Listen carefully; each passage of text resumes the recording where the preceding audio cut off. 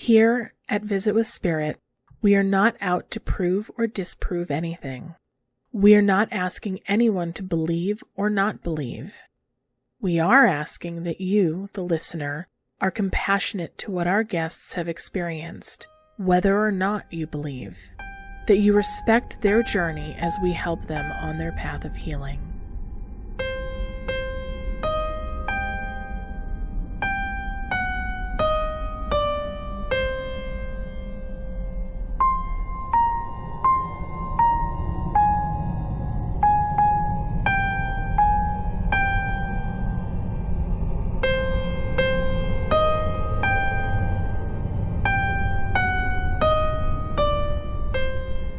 Welcome to Visit with Spirit. We're here to listen to stories from those who have had a paranormal experience, as well as to help them process, understand, and feel good about it. Hello, souls and spirits. Welcome back to Visit with Spirit. I'm your host, Lisa. And I'm your host, JD. And today we have guest Sandra. Sandra, thank you so much for joining us today. Thank you for having me. So, Sandra, I know that you've had a lot of paranormal experiences, but a lot of it mostly metaphysical, a lot of healing, a lot of spiritual journeying. Can you tell us some more about your spiritual journey, like how it began for you? Well, I think my spiritual journey actually started, believe it or not, practicing martial arts. Because prior to that, I don't think I knew what was really happening. You know, I had like an experience when my mother was passing away where I didn't have any spiritual practice at all. But I actually felt her when she died, that her soul left her body through the crown chakra and out. And I kept that to myself because, you know, nobody talked about anything spiritual, my family or friends. When I turned 40, life gave me a really hard curve, to say the least. And I started practicing martial arts. It was something that I've wanted to do since I was a little girl. And when you practice martial arts, it's all about energy and focusing your energy. And after I became a black belt, I went to black belt camp. And during camp is when I was first introduced to Qigong. And I started feeling and working with energy in that respect. When martial arts was no longer something that I could do because of a bad injury, that's when I decided I was going to look into Reiki. And when I look into things, I mean, I like jump in with both feet. There's no holding me back. I read one book and then I took Reiki 1. Now, it was during my Reiki 1 class that something very specific and interesting took place. It was a 2-day class. And on the second day, toward the end, is when all the students are giving each other Reiki. When it was my turn to receive, I was lying there with my eyes closed. And I actually knew who in the class was at my side, where they were. And there was a certain woman that I became friends with, and she was not touching my body, but she had her hands above a certain area of my body. And while I'm laying there, I could feel something inside my body. It was on my lower abdomen. And I felt something moving, literally moving, like under my skin. It was kind of like alien. And I am not one to get frightened or scared very easily, but honestly, I wanted to get up off that table and take off because that's how it felt. It was crazy. So after it was all over, I looked over at her and I said, "Did you feel that?" And she said, "Oh my God, I thought something was wrong with me. I kept feeling my hand being pushed away." Wow. So I only spoke to her about it. I didn't speak to anybody else until afterwards. And I was at work and I was speaking to a woman who would be more open to this kind of conversation. And she said to me, "Sam, don't you have a cyst on your ovaries there?" And, you know, me being me, I looked at her and I said, I don't know which side it is, but yeah, I do have one. So maybe a week or so later, I was actually scheduled for a regular checkup. And the cyst is something that the doctor would find consistently on all my exams. It was nothing to be worried about, but it was something that she could feel whenever I had an exam. So when I went into her office and I'm thinking, okay, I'm talking to a doctor or scientist. How do I go about asking these questions? And I said, can you tell me what side the cyst is? And she looks at me, she looks back at the chart and she goes, it's the left. Why? And I explained to her why I was asking. And when she did my exam, it took a lot longer than her normal exam. And she looked back at me with this look on her face saying, it's gone. The cyst is gone. So that was my experience with a personal healing with Reiki. That is amazing. Mm-hmm. When I've performed Reiki on other people, I've had situations where I have asked for help. It's usually I try to ask who they believe in. For instance, if it's somebody who is more of a Christian, I might ask Archangel Michael to assist me. Another person I knew, she is more Isis. That was part of her practice. And I've had it where I've asked for assistance when these people were having some serious problems in their body. And I would say, could you just stay on this part of their body? I'm moving on. I'm moving around the body. And afterwards, they would say to me, something really strange happened. When you moved, I felt another set of hands on my body. Oh, wow. Yes. Yep. And then I thought, well, that's really cool. That's never happened to me personally before. But that's really, really cool. And then it came a time when I was at a Reiki share and people will say, is there anything you want us to work on? And at the time, my knee, I was in so much pain that day, but I didn't say, oh, I want my knee healed. I said something completely different, right? And so there's 3 of them, I guess. And one of the people was a friend of mine. And after it was all over, I said to my girlfriend, I can't believe that, because I knew where I had a feeling I knew where she was and I knew where another woman was. And there was a gentleman that was part of the group.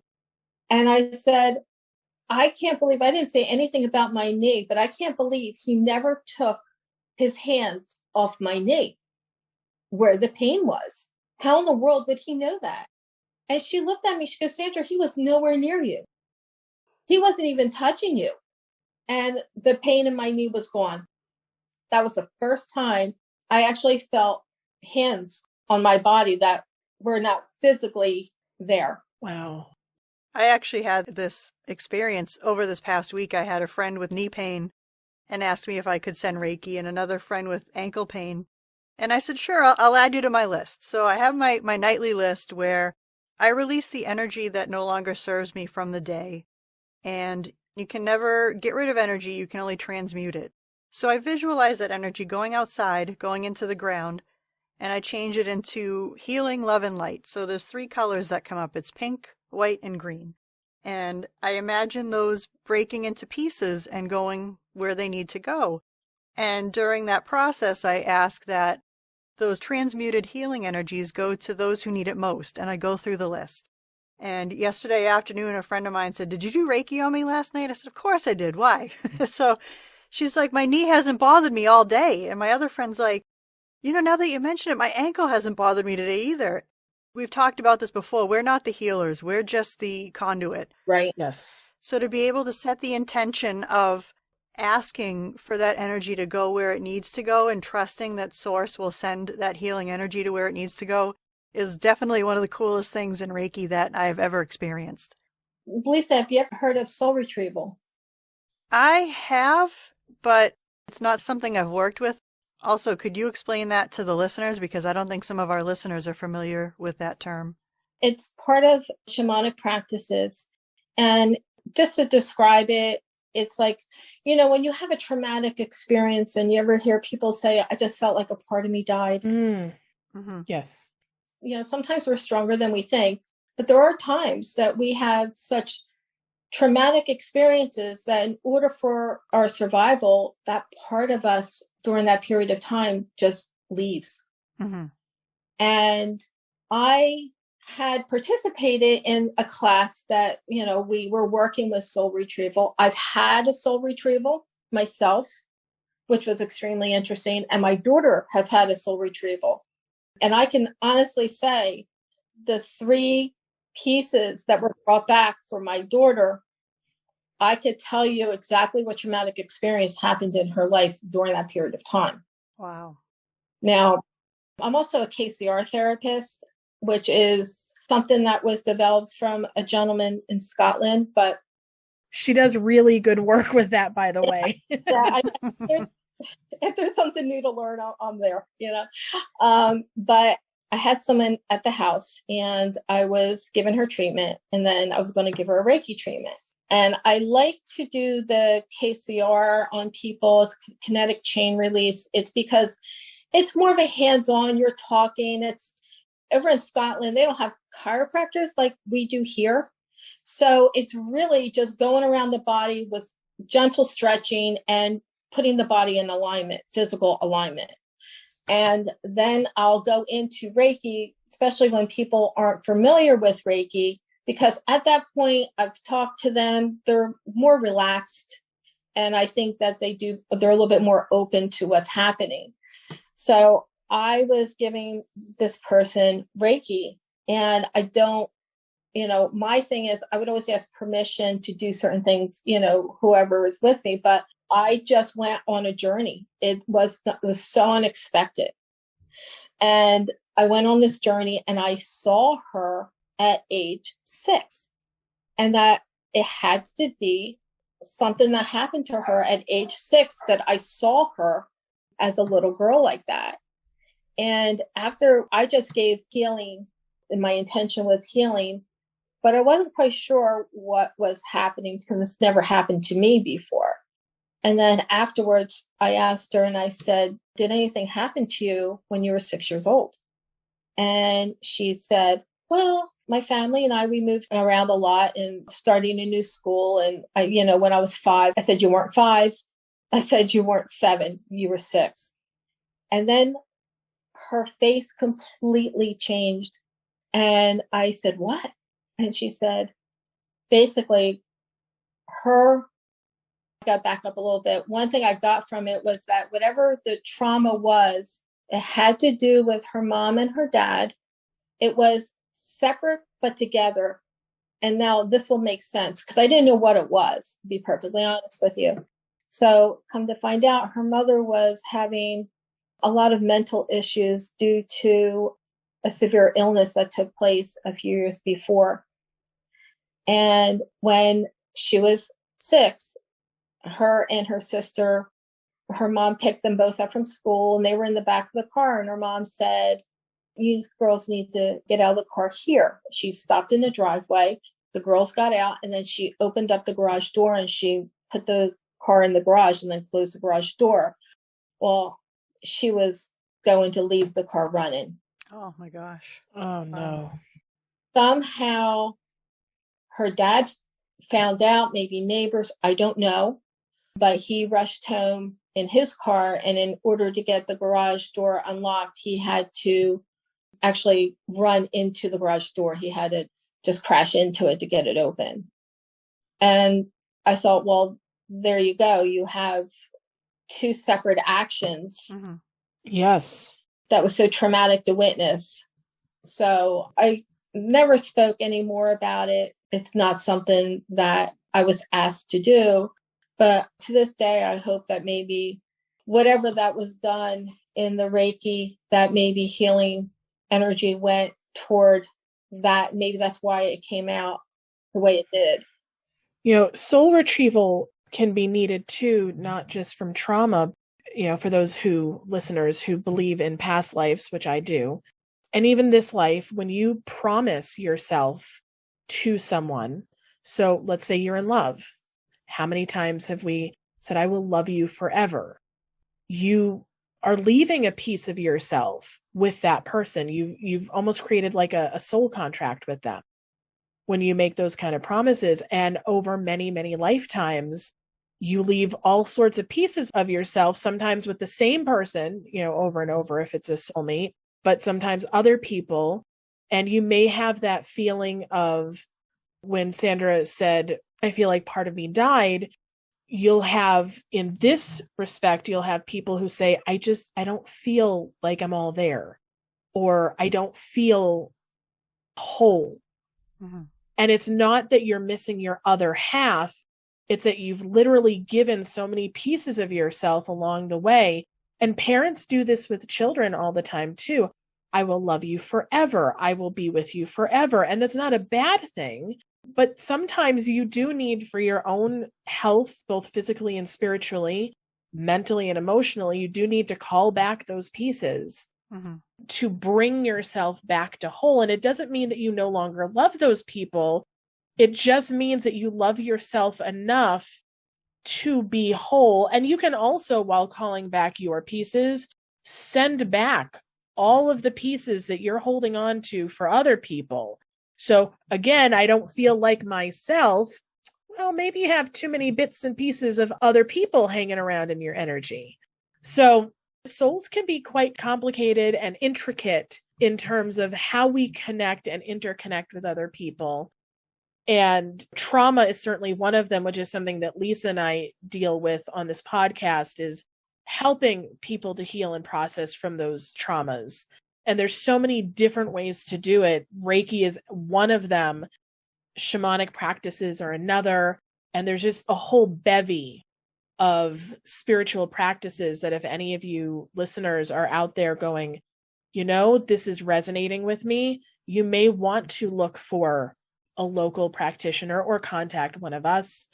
And, we can help walk you through that process of reclaiming your spiritual self and your spiritual health. And one thing to touch upon is anything can cause trauma. Yes. And I think that there's a lot of experiences that collectively we can agree that absolutely that's traumatic. If you go through, let's say, an assault of any kind, that's traumatic. Something that you witness can be traumatic. Yep. And what I want to put forward on this podcast is that there can be traumatic experiences with the paranormal. There can be traumatic experiences with healing. All a traumatic experience is something that your brain can't comprehend and is unable to file it as a memory. And when you can't file it as a memory, it stays very fresh in your mind. You can be back in that place. You can feel the feels, smell the smells, hear the sounds. So if you have had an experience of any kind, please reach out to us. Nothing is too out there. So again, especially if you've had any kind of paranormal trauma, absolutely reach out to us at any time. Well, this brings us, this is leading into the next point of conversation or connection, is you can have the trauma of childbirth, either giving or being born. And Sandra, I do believe that there's some experience with you around this. Most of my memories of being a little girl only go back to maybe the age of 4 years old. However, there's been a memory that's always been with me for a very long time. I don't know how old I was at the time. I know I was in a crib. I was in my mom and dad's bedroom in a crib. I was put down for a nap. And I was old enough that I could actually I knew what was going on, I guess, around me. I could, get on my knees. I could probably pull myself up at the time. And there was a man that was in the room that scared me. And I screamed and I cried. And shortly after, my mom came and got me. But I remember seeing a man approaching the crib. And I never thought much about it because, back I was born in 1961. It wasn't like people talked about, I got to get my power back or that was going on, So you kind of just those are things that you just file away, But the more I think about it and the more I actually in tune with my own intuition, I think it was my grandfather, because when I was born, he came to visit and he saw me. He died shortly after. So it wasn't like anything happened after the fact of that one particular situation, but I do believe it was my grandfather. And that was a scary thing to happen. Mm-hmm. Yeah. We had discussed before, did I carry that with me? It's possible. I carried that fear because when I think back as a child, the only thing that never really frightened me was physical things, because I was always, as small as I was, and I'm not a tall woman whatsoever, I always had physical strength. So you could put me in any kind of activity or, sporting activity. There was really nothing that, it's not, like close to being the best on the team or I could play with boys as well as girls and still, hold my own. That's all physical stuff. But I think the emotional things, it's probably something that it connected with throughout my life. So interesting, because Sandra and I both are practitioners of the martial arts. I feel the same way. I could go down a dark alley and I'm like, I could take out whatever, I couldn't, but I have a lot of confidence when it comes to protecting myself physically. But if you had put me in a haunted location by myself, how do you even, because of the experiences I've had, you don't have the tools to fight that. Like, no one's taught you, hey, if you get this kind of attack, here's how you respond. Here's how you, in martial arts, you learn how to use the energy of your attacker against them. You channel the energy. It's not just about kicking and punching. It's about, there's some psychology there, there's strategy. Yeah. There's no strategy with the paranormal. And that's the difficult part, is that you don't know what to do when you get there. You can get a team of people who can kind of put together a set of tools that seem to have worked in other experiences, but there's no solid strategy for dealing with the paranormal. And it's funny. I think I'm opposite of you two, where I am bigger. I've always been bigger. I've always been strong, but I've never felt physically safe. And spiritually, though, I can't say as a youngster, I would have been comfortable in a haunted location. But now if you put me in a haunted location, I feel spiritually flexible and confident enough that I'm like, okay, I can handle this. Let's do this.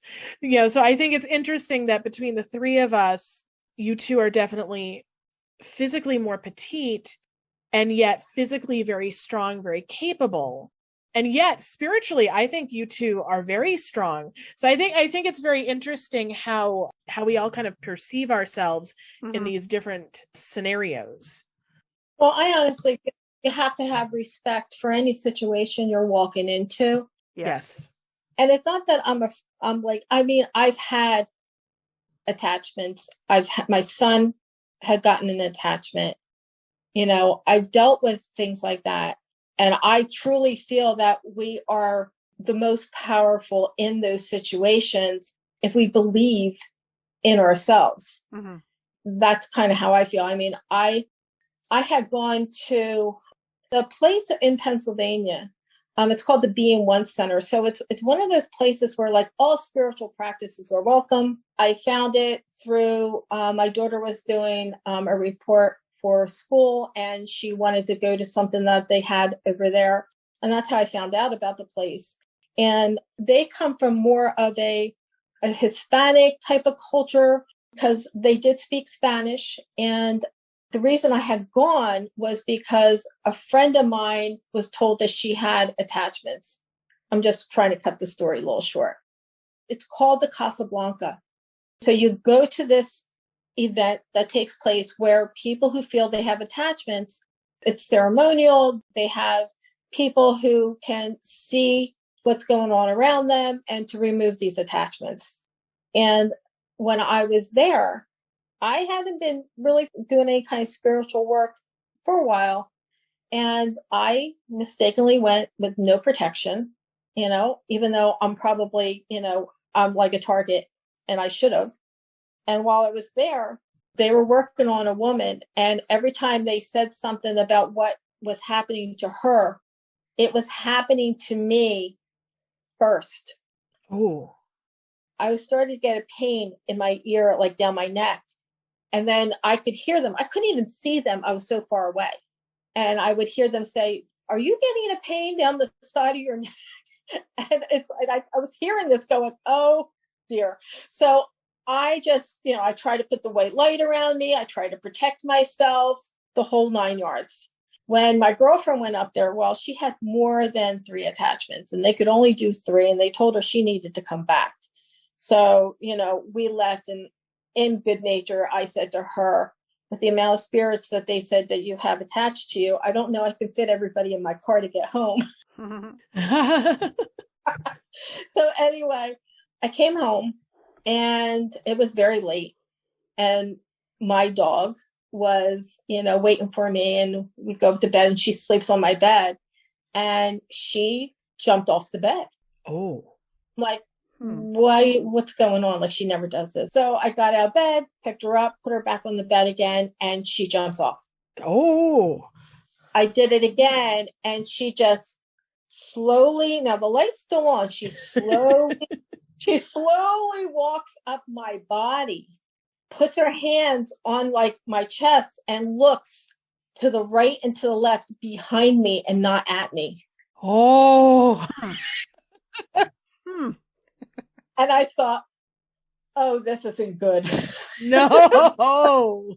This isn't good. And no sooner than this is all happening, my son was out and he just came home, and I'm calling down to him. I'm like, "Kev, go get the sage, bring it upstairs." And I just said, my poor kids, this is, and I had to smudge myself and be demanding and make sure that whatever was there, it needed to leave. Yeah. Mm-hmm. And then after it was all done, everything was fine. Wow. It's funny how, you can be afraid, but you still have that courage to do what needs to be done. Yes. Yep. In that kind of a situation. My son, like I said, he had an attachment once, and it took a few days before we knew what was happening. I wasn't surprised because I knew where he went. He went to a haunted location, and he's probably the most calm and sensitive and easygoing person you'd ever want to meet. And his personality changed in a couple of days. Oh.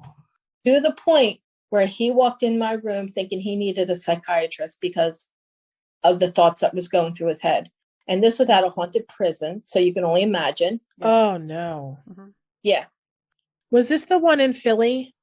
Yes. Yeah, I've been there. Yeah. Yep. Yep. So they were my 2 experiences that I didn't care for very much. Mm-hmm. But I've had experiences in the house. JD knows about, I don't even know what caused me to call you regarding the fact that we thought we needed to cleanse the house. Yeah, I don't remember exactly what was happening. I do remember going through and cleansing. Right. And the funny thing was, she came across 2 spirits and a portal. Mm-hmm. And after it was, because she did this remote viewing, I was actually on the phone with her while this was going on. And it was funny how I was picking up on things that she was picking up on, but not quite like she does. But I was waiting, and she was down in the basement, and I knew that there was an elemental in the house. Oh, yes. Now, my house is filled with plants. I mean, you walk into my dining room, and it's like walking into some kind of florist type of, there's plants everywhere. I was sitting in my living room with my daughter, who is not afraid of any of this, because this is her deal. And I have this, it's kind of hard to describe, but there's a wind chime in my home. It's very small, and it's on a wall, but it's nowhere where wind comes or a breeze. Like, you could run past this thing and it's not going to move. It's not that, you have to knock it. And we were sitting watching TV, and all of a sudden I hear the chimes go off. And my daughter already took notice. She goes, "Mom, did you see that?" And I looked over, and you could see it swaying. She goes, "I saw the energy hit it." Ooh. Wow. She says, "I saw the energy hit," because she has some gifts as well. So when JD was in the basement, And she thought she was done. All of a sudden she said, wait a minute, I see something out of the corner of my eye. And she came across a brownie. Yeah. Ooh. And the reason why the brownie came into the house was because the brownie heard my drumming. Yep. And it liked the energy of who we are, and the fact that it felt there was a lot of motherly energy in the house. Yep. But I thought, I mean, how cool is that? I knew something was here. She was almost ready to like, okay, I'm just leaving. I'm going to go up the steps type of thing. And then all of a sudden she saw that out of the corner of her eye. I have mixed feelings on earth elementals in the home. I have no problem with them hanging out around the house because oftentimes they can be protective energy. They can be helpful outside. Inside, they can be mischievous. Their energy within a home can like really, it's not always purposefully mischievous, but it definitely can mess things up. So I always like to tell for any of our friends who find themselves with some earth elementals, if you don't know what earth elementals is, it's a pretty easy Google search, but think of gnomes, brownies, fairies, elves, anything that resides kind of adjacent to the earth plane, but not like in our third dimension, which this is a topic for a whole other day. It is a topic because in shamanic practices, they're considered middle world spirits. Yes. You have your lower world, your middle world, and your upper world. And in your lower world and in your upper world, you have what we call compassionate spirits. Doesn't matter if you're in the lower world or the upper world, everything is good. Yes. But in the middle world, that's where you're going to find, those who haven't crossed over. And, they're the people who still, they're, a lot of times they either died from traumatic things or they didn't see it coming or whatever the case may be. It's not that, so you still have those middle world spirits, and you also have the earth elements too. And they do have that ability to choose their behavior. I mean, so it can go either way. Yes. Just like people. Well, fairies were called the good people, not because people actually thought fairies were good, but because they were scared of them. They didn't want to tick them off by saying, oh, those nasty blah, blah, blah. And, oh, the good people. Yes. Yes. And I love fairy energy. But I'm a Taurus. I'm a very earthy person. So I'm comfortable with earth energy. But it's, it's funny with all the plants you were talking about. My father does a lot of gardening. Now, I'm the first to say he doesn't believe in any of this, but he constantly brings like gnome energy into the house. So I'm always like, every time I scan my family home, I'm like, okay, we need to send them back outside, because whether he realizes it or not, very much like he has that personality, very funny, but a little grumpy, kind of a little gnomish, but like also very protective. Again, the earth energies can be very protective. They can also be possessive if you're not careful, both of people and of places. I'm up in the woods of New Hampshire, and I constantly hear banging around the house. Like, I'll just hear a thump. I don't know where it comes from. And one day my son happened to be home, and we just hear the bang from upstairs, and he looks at me and he's like, what was that? I'm like, exactly. I'm like, finally, someone else heard the mysterious bang. Of course, we go and look. There's nothing anywhere. But we've actually had 2 giant mirrors break completely in half. I had a vanity mirror. I had moved the vanity from across the room. I took the mirror off, and the mirror was really heavy, and I went to move it. I had barely picked it up, and it cracked in half. And I was like, okay, I'm not strong enough to fight my way out of a wet paper bag. Like, I clearly didn't, crack this thing in half. And the other one, I think when my son and I both heard the giant bang, there was a mirror up in the attic. And it was on one of those stands where you could swivel it back and forth. And it was screwed in. And one day I went up into the attic, and it was unscrewed. It was sitting on the floor, still against the stand, but it was cracked in half. So I find it very interesting that I've had 2 mirrors crack in half and random bangs, and it absolutely sounds like an elemental kind of trickster energy. Yes. wandering through the house, and they clearly don't like giant mirrors, apparently. Well, I think it depends on the energy. If they can see themselves in the mirrors, some can be a little bit vain, and they, it's like, what's this? Some like shiny, bright, shiny objects. Other times it can almost appear or act as a portal. Mm-hmm. Again, so many topics for so many days. Yes. Oh, Lisa and I were talking about a possible whole future segment. This totally would fall in line with what we were talking about a few days ago, these kind of topics. We're going to reveal that at some yes. future date, friends, but oh boy, would this totally fit in with that. Going back to some of your early childhood experiences, Sandra, I'm already starting to pick up on a few things and write some things down. So we might be ready to start moving into the healing portion of the show if you're ready, unless you have any other experiences you want to share, or if you have any questions for us before we move on. For the healing, we were talking before, off air, if you will, about that fear of failure and letting those that I love down. Yeah. I'm already picking up back on your experience, the very early experience. The first thing I had picked up on was the male energy. I saw almost like a hole in his gut, like a black hole surrounded by red. So I don't know if there was an ulcer or something like that. I kind of felt a little bit of pain, but I also felt like that's almost where the connection was coming from. It was almost like a center to center energy connection. I also wondered too if was the crib used or was it brand new? But I got a sense of sadness, of feeling trapped and being in a small space. So far that's what I had written down. Yeah, the crib would have been used. I'm the baby. Yes. So I would assume that crib would have been used. It wouldn't have been new. And I believe he died of cancer. So that's as much as I didn't know a lot about him. Well, even if the cancer wasn't necessarily of the stomach or the abdomen, I know a lot of the medicines that are used and a lot of the treatments can severely affect that area.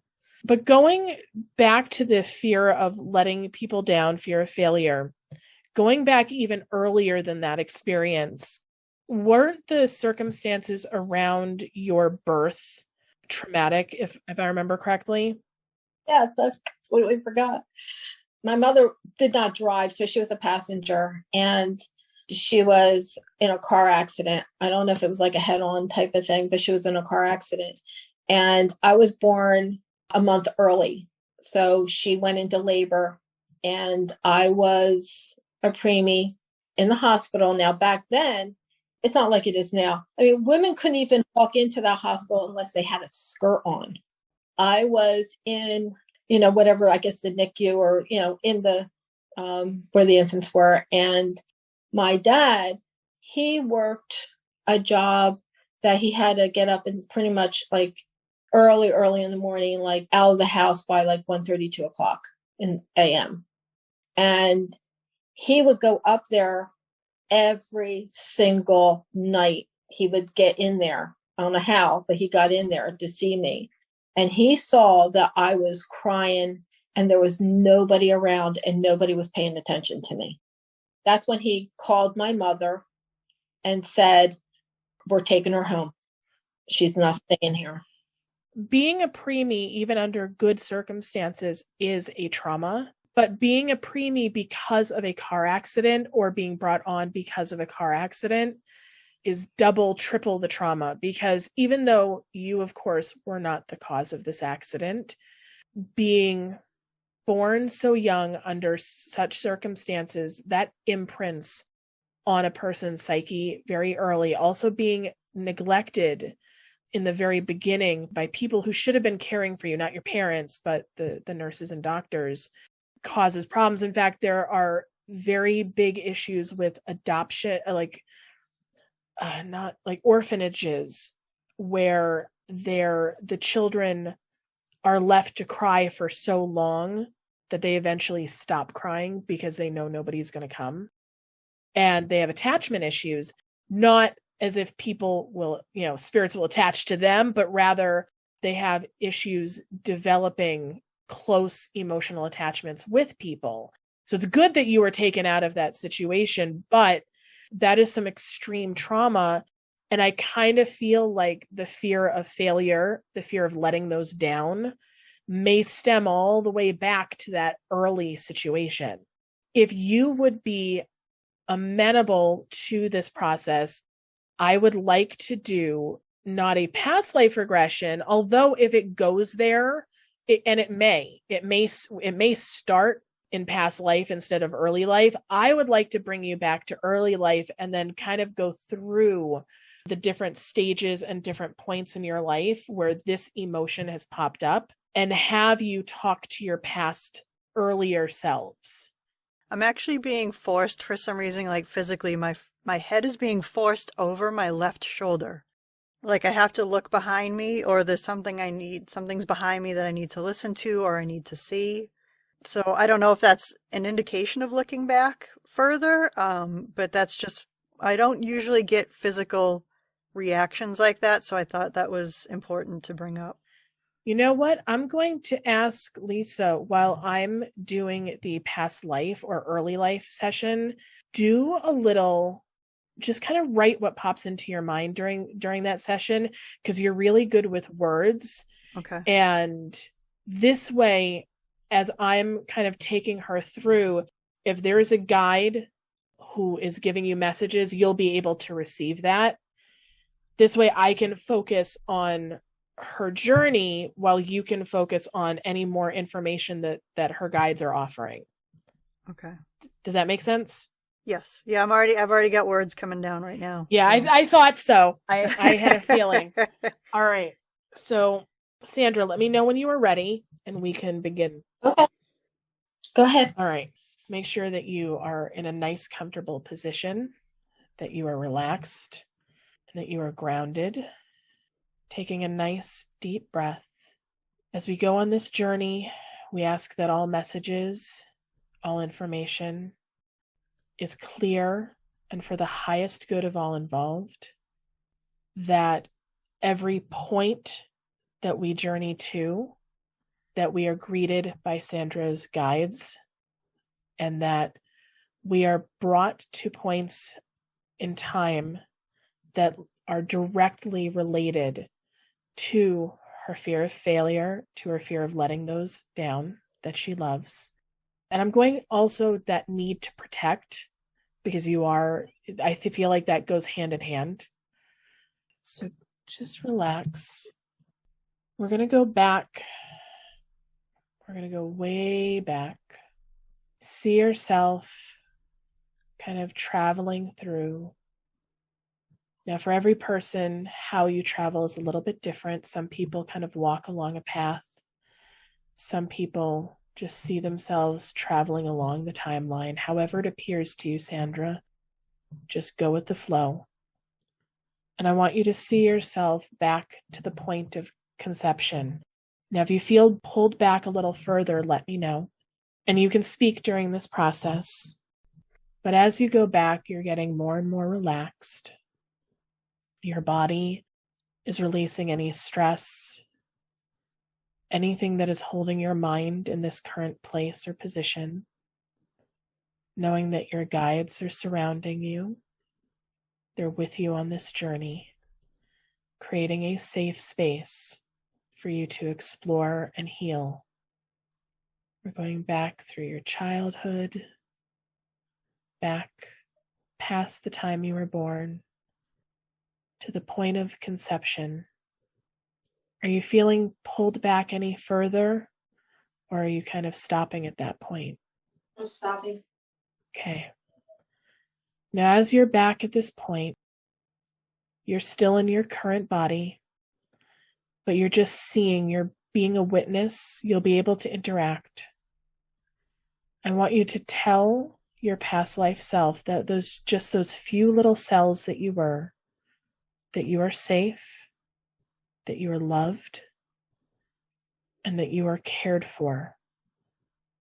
Reminding Just those cells, because those cells, that safety, that feeling of protection, love, that will stay in your cells and it will carry forward through the rest of your timeline.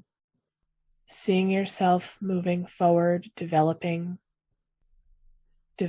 further. A few months before the birth,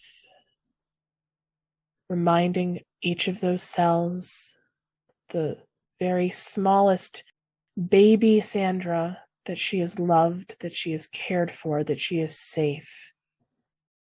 You may need to mentally repeat that to her until you feel it, until you feel your own body start relaxing.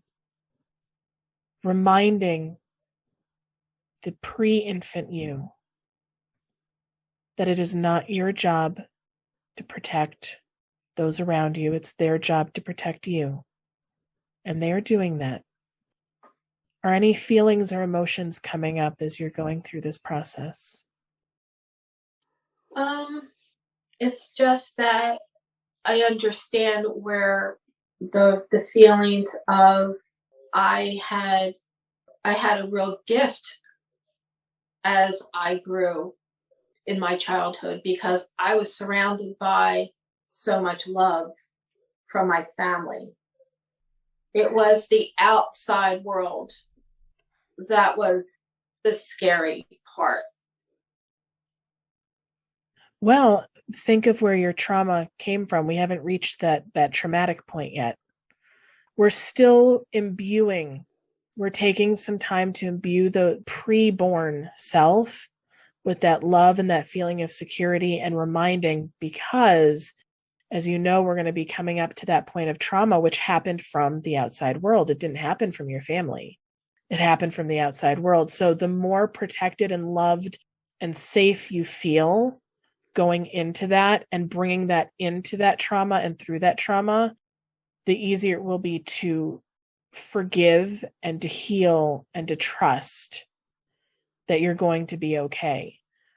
But it's reminding, it's that constant reaffirming to your earliest self that you're going to be okay, that your loved ones are going to be okay. So take a nice deep breath, bring yourself back to that point, and we're going to move up to right before your birth, right before the crash.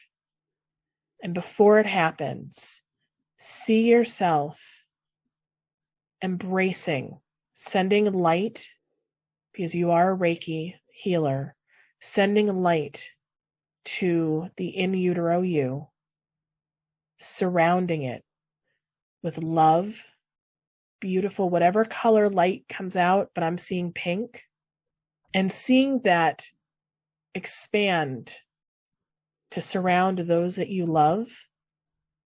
And now we're going to move you through that point of impact. Let me know when you're there or through it, and what emotions and what you're feeling and seeing. It's very much, it's like just a disturbance, when the earth is shaken beneath your feet. What I want you to do, and I'm going to do this along with you, is we're going to send some healing Reiki to you and all of the people. Now, we can't change the past, but we can send healing to that moment and forgiveness to that moment and all of those who created that circumstance. Does that make sense? Yes, it does. Okay, so let's send some Reiki. I'm going to start sending it now to that point in time, to not just you, but all your loved ones in that situation. And see that light traveling. And in that light, because it is Reiki, there's not just your energy, because Reiki is divine energy, but along with that divine energy, send your forgiveness. And being able to send healing from this point of view, knowing that you are safe, that you are okay, that those that you loved lived through it, can bring peace to the you in that moment. Oh, all of a sudden I just felt a release. Like the energy just calmed around it. I don't know if you felt it shift. I did. It was very sudden. It was like, oh, okay. And I just got goosebumps. All right. Now let's move. Let's keep moving through in time. You're now born and you're in the hospital. And I want you to send that same loving energy to the infant you, the preemie you, but also, again, forgiveness to all of those in that situation who did not protect you and hold you and nurture you in that hospital the way they should have, or the way your soul felt that they should have. Send forgiveness, loving, divine energy. Surround that infant you with the warm embrace. And you can even see yourself or visualize yourself while you're crying, picking her up, holding her, cradling her. Pick her up, hold her in your arms, and just whisper to her, you are safe, you are loved, you are safe, you're not alone. And this is actually almost a form of time travel, because your past life self, your early self, should be able to feel that. So even though there's nobody physically in that room, she will know that you are there with her. And that emotion will carry through to your current self. Oh, again, I felt the release. Mm-hmm. The healing is happening faster now. See her going from your arms directly into your father's arms, since he was the one who made the call to pull you. I already did. Oh, I love that. Oh, I love that we're in this. Oh, I'm getting tears. Yeah. Oh, my heart is racing. Wow. All right, see yourself at home now, safe at home. Safe at home, knowing that you're safe, your family's safe. What are your emotions? What are you feeling as you're now in your home? Happiness. Oh, I love that. Now let's move to the next point in time when you felt vulnerable, which I'm stopping at that moment in the cradle, in the crib. Mm-hmm.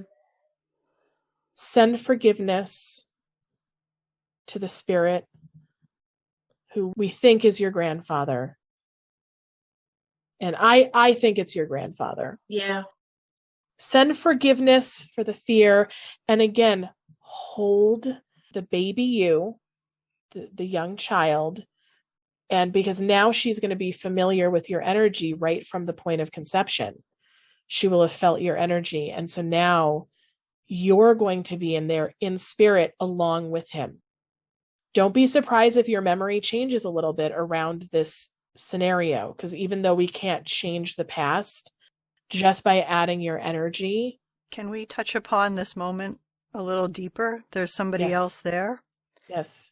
I can only describe as a hippie, brown, I'm like shaking, brown beard, brown mustache, long brown hair, connected to whatever happened previously to her birth. There's someone there looking for closure who recognized her, who passed at that same time and was able to check in. And I think that's where the fear came from. That wasn't from her grandfather. Her grandfather was there. Oh, interesting. Protecting from that energy. And so, like I said, I'm seeing somebody else there. Huh. Sandra, even if you cannot see this energy, are you able on a spiritual level to offer them forgiveness? Oh, absolutely. Okay. And I would let them know that it's okay to cross if they're not already crossed.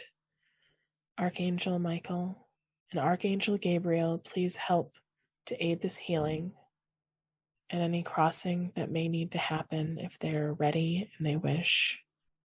Oh, and I'm seeing an animal, like a spirit animal, an elephant actually, like really up close picture of an eye of an elephant. Elephants are very nurturing to their young. They're very protective. They're very pack oriented. So again, I think this is symbolizing just again that you are not alone and that you are very cared for. also extraordinarily long memories. Any further emotions coming up for you, Sandra? No, I actually saw a deer. Oh, interesting. Interesting. Well, again, deer are they're herd oriented. They take very good care of their young, and they're very social. So that need for you to be around people, it brings you a feeling of safety. I'm looking at the space with the crib, just making sure there's nothing else lingering. I'm going to send the whole space some Reiki because I feel like there's some heaviness there. Okay, there it is. It's weird. It feels like a pressure, and then all of a sudden the pressure goes. Yeah, I just saw a really bright light, and I saw that other male energy turning away with Archangel Gabriel. That's why I ask, whenever there's high emotions, I ask for Archangel Gabriel. Archangel Gabriel's really good with the emotional end of things. So Sandra, if you're ready, we're going to move you further along your timeline. Okay. Okay, so now we're going... Oh, I'm stopping right at about the age 6 or 7. It's hard to tell. Was there something happening around that age for you? I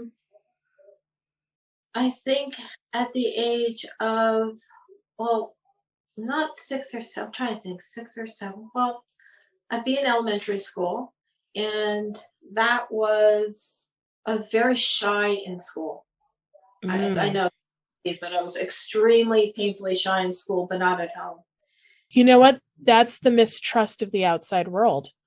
I mean, to the point where at some point throughout elementary school, I think I was maybe in, believe it or not, 5th grade maybe. It went that long where somebody, they had me pulled out of class to speak to like a speech therapist. And, one-on-one, I was fine. Mm-hmm. And, he went back to the class and he's like, there's nothing wrong with this kid. She can talk just fine. And 3rd grade, it wasn't 6 or 7, but regarding my school years, 3rd grade was the turning point. It was really a bad year. It was an extremely horrible teacher. He made everything worse. So we're gonna have a little circle. I want you to picture yourself. Picture yourself right outside of your school. Was there a grassy area at all? Yes. Okay, so picture you sitting on the grassy area, like I like to tell the little ones, crisscross applesauce, and invite your 1st grade self, your 2nd grade self, your 3rd grade self, your 4th grade self, and your 5th grade. You're going to sit almost like in a little circle. I feel like one of them might be sitting on your lap. You know what? I need to back you up a little bit. When I was in kindergarten, I had exploratory surgery. That was traumatic. Okay, we're going to add her in. That was bad. Yeah, we're going to add her in. And if you can tell all of those versions of yourself, so like your beautiful little group, hold their hands, hug whoever you need to hug, and tell them that this is you as an adult and that you are safe and that you are loved and that you are confident and that lives within them and it's always been there, even if it was hiding. Just see yourself having a little talk, sharing your energy, holding them, hugging them, boosting their confidence, and reminding them how strong they are, how smart they are, how capable, how they've always been there for their family and their loved ones. I'm seeing lots of little white monkeys playing in the circle too. Oh, like monkeys. Oh, I see fairy energy too. Mm-hmm. You've always had elementals around you. I feel like there's one in particular that likes to play with your hair. This is a female fairy. Oh, she says she enjoyed watching you grow. How are you feeling, Sandra, with everything that's happening in this circle, in this moment? A sense of calm and I guess almost like accomplishment as well that they are taken care of. Oh, I love that. I love that. And this light that you're sending them and this love that you're sending them, it will stay. It will stay and it will travel through. And the good thing is that this healing can even affect your loved ones now. Because that security that you now feel and that you've given to your younger self, we're not done on this journey yet, but it can translate to your children and to those connected to you, because that feeling of security, that feeling of confidence can be then given to them by proxy. I mean, they will have their own healing journeys to do, but it is a subtle, almost like ripple effect. Now let's bring you a little further along that timeline. Now you may see some of these past selves traveling along almost like one big group. So you might see your infant self. Sometimes they stay, sometimes they travel with, however it happens for you, just enjoy it and go with it.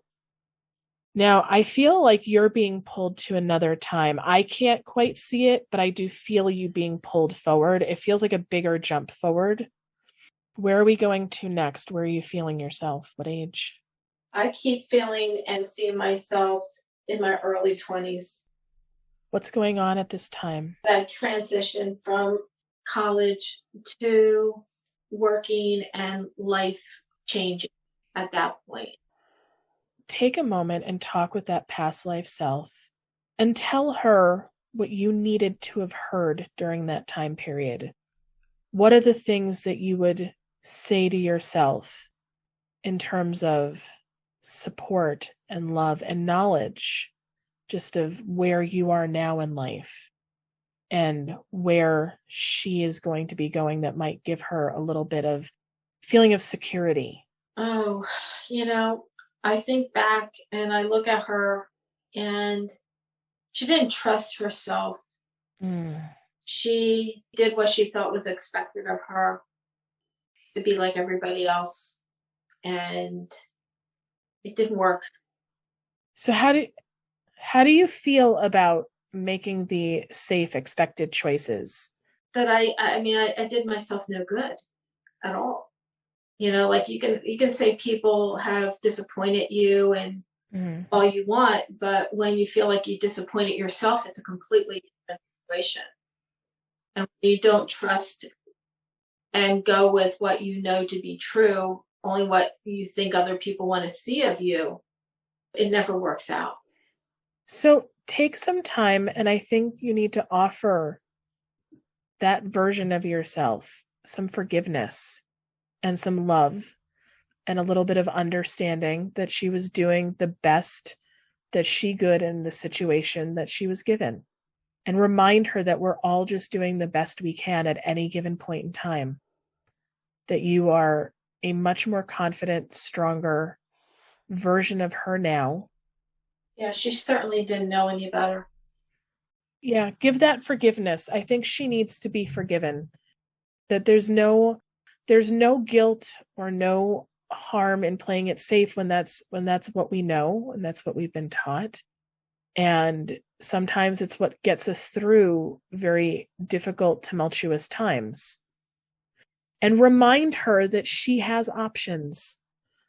That, even though you can't, again, go back and change the past, give her the confidence so that moving forward in this time, you will feel freer and more trusting to take chances, to do things that bring you joy, and that to listen to your inner pullings now.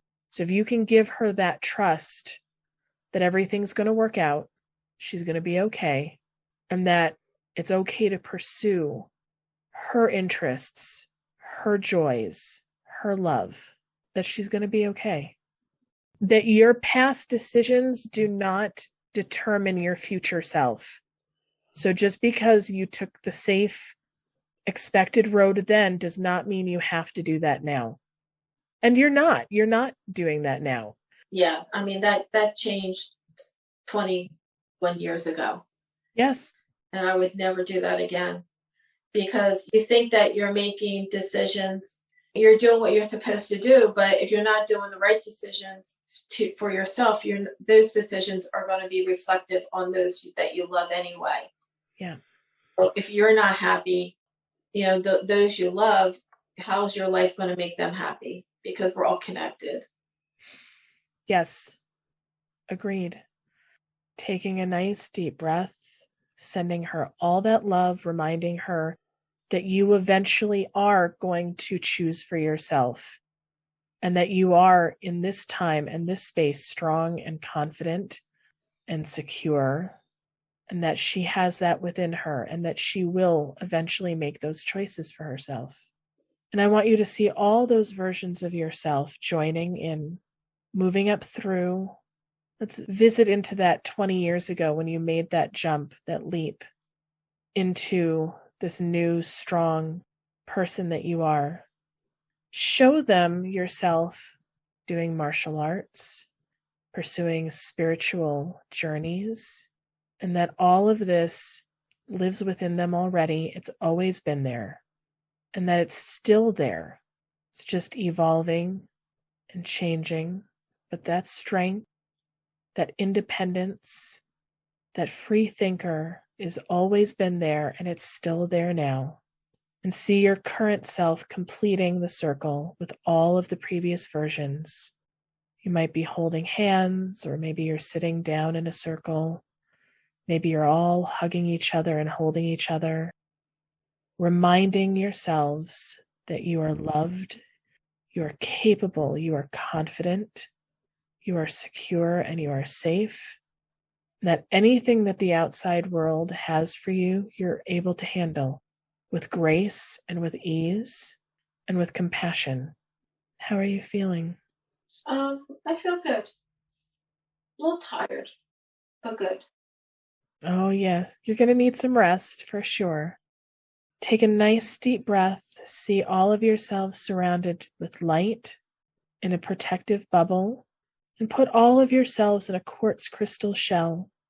This shell will transmute any negative energy coming to you into positive, and any negative energy that you may have or experience that you're releasing, it will transmute and turn into something positive into the world.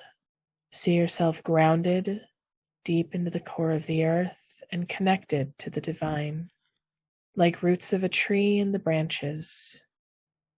And when you're ready, you can open your eyes. Lisa, did you have any messages that were coming through that you didn't share yet?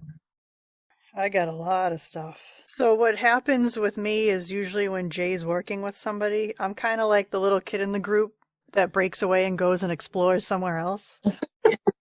Mm-hmm. So I started with the head turning left. I got the words light, cross, and fast.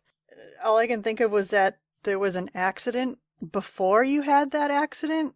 I saw a transition, moving, sight, love, light, energy. So whatever it was, there was a previous car accident. I got in the 50s. For some reason, I saw a car more like the 40s, but sometime in the 50s. There was an accident then, and you almost time shifted into when you were born. But the love, light, and energy part was like the fast part. So it felt like it was a fast transition. Like you were in one car accident and then you were in another and then you were born. It was like a tunnel. But I think it was like a period of maybe like 10, 15 years or so, closer to 10. You needed to go because you needed to be reassigned. There was something that you had to do. There was a truck. It was the same. It was travel involved. There was a blue car, like I said, right around the 50s. There was some missed time during that time shift, which is why it felt instantaneous. I was in the back seat. I saw a woman driving with short, dark hair, really bright red lipstick, and white gloves on. I'm getting goosebumps. I feel like the bearded man was somehow there. I don't know if physically or something, but somehow he was tied to that event as well. And I think that's why he checked in after, during that crib event that you had talked about. I got the state of Indiana. So then I tuned back in to the healing when we started moving ahead. When you talked about third grade, my head moved from left to right, like really hard. Like I feel like that was definitely a shift. When you brought up first grade, the phrase that popped into my head was missing piece. I think that was the major event when we were visualizing sitting in the circle. I had you seated at 12 o'clock. There was one girl seated at 1 o'clock, and she had first grade, like a little sign around her neck, like the little yarn and the paper with the punch hole. And behind her was a really dark cloud. And I saw that cloud as the healing progressed. The cloud got smaller. It's stitched up with a white thread. It left a scar, but they wanted me to tell you that even though the scar will always be there, it's not going to reopen. It's healed, but the scar will be there. So it's like any other injury. The scar is there, but it's healed. You're just going to be reminded of it. When we came to your 20s, I picked up on stomach issues, like nervous butterflies, like almost bats, like nervous stomach, like throwing up. I got that kind of vibe. But as we progress forward, I noticed the image that I have next to my desk, which is a mountain with a sunrise. And your 20s really were climbing that mountain and seeing the sunrise. And I feel like now you're in that space where you've gotten through that. You're at the top of your mountain. And from here, you have a new day, you have a new sunrise, you have a new hope. And it really was, this was your mountain to climb, and you've done it. I don't think there's going to be a whole lot of trauma after this. I kind of feel like it kind of had to happen early. Mm-hmm. And so, like I said, yeah, the healing, I feel the same way as you do now. I'm relaxed, I'm tired, but I definitely feel like we hit upon everything that needed to be touched upon. Nice. Great messages. Oh, wow. This was a big session today. Yes. Thank you, Lee. What a great healing session today. Sandra, thank you so much for joining us today. Thank you. It was a pleasure. And until next time, listeners, may love and light surround you and your loved ones. Thank you for joining us today for our visit with Spirit. We hope you enjoyed listening. If you have any questions or comments, or would like to be a guest on our show, email us at visitwithspirit@gmail.com or find us on social media. Until next time, may love and light surround you, and come back again to Visit with Spirit.